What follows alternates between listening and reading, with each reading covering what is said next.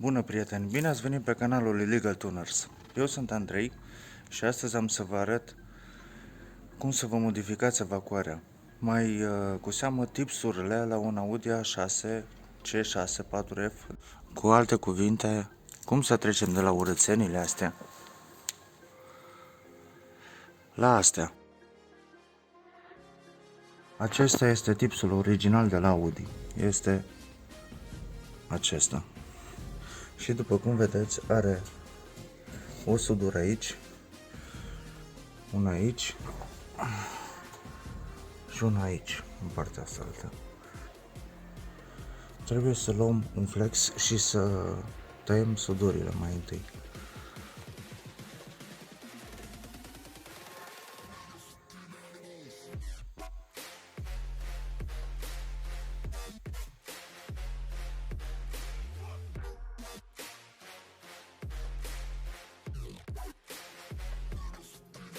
Acestea sunt tipsurile originale de la Audi.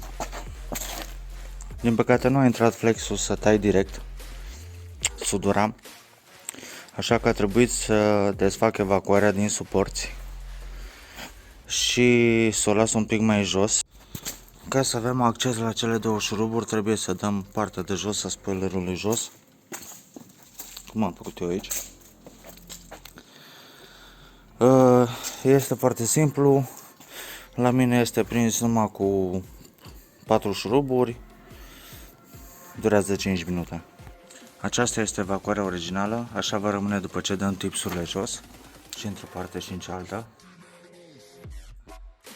Ca să dăm evacuarea jos, eu am decis să desfac din suporți. Avem nevoie de o tubulară de 10 cu un prelungitor.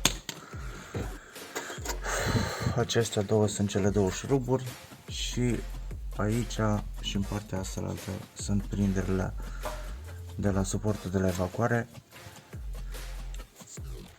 Acum voi prinde tipsurile de evacuare și după care voi ridica înapoi evacuarea în suporți.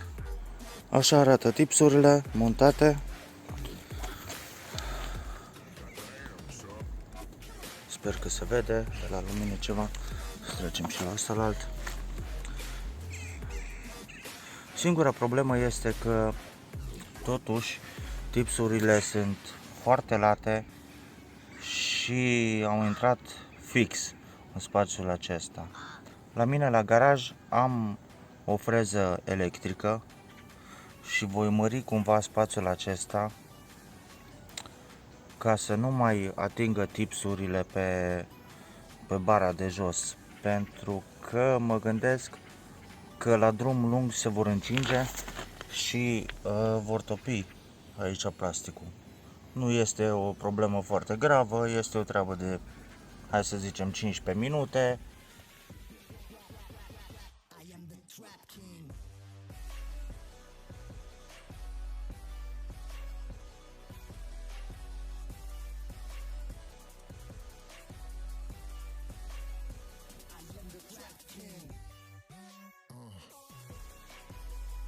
După cum vedeți, le-am deja montate de o săptămână. Nu am avut nicio problemă cu partea spoilerului de jos, deși am făcut un drum lung până la țară. Nu s-au încălzit atât de tare încât să-mi creeze vreo problemă. Sunt mulțumit. Sper să vă ajute această informație. Acest videoclip l-am făcut să vă arăt că puteți să faceți montajul acesta și voi singuri acasă. Nu trebuie neapărat să mergeți la un mecanic să faceți acest montaj. Este foarte simplu, după cum ați văzut în videoclip. Acesta a fost episodul cu evacuările. Dacă v-a plăcut, dați un like, un share, un subscribe.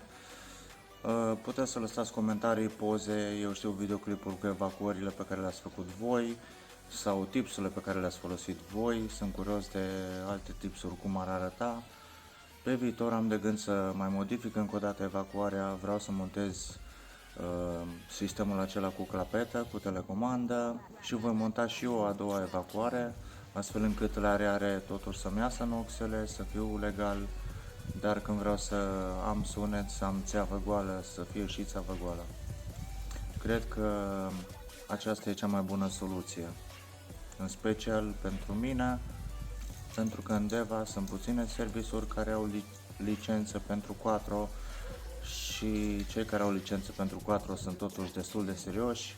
Asta înseamnă că nu poți să mergi cu măgării la ei să te treacă dacă ai o evacuare modificată sau nu-ți iasă noxele sau să mergi cu bani cum se întâmplă de obicei.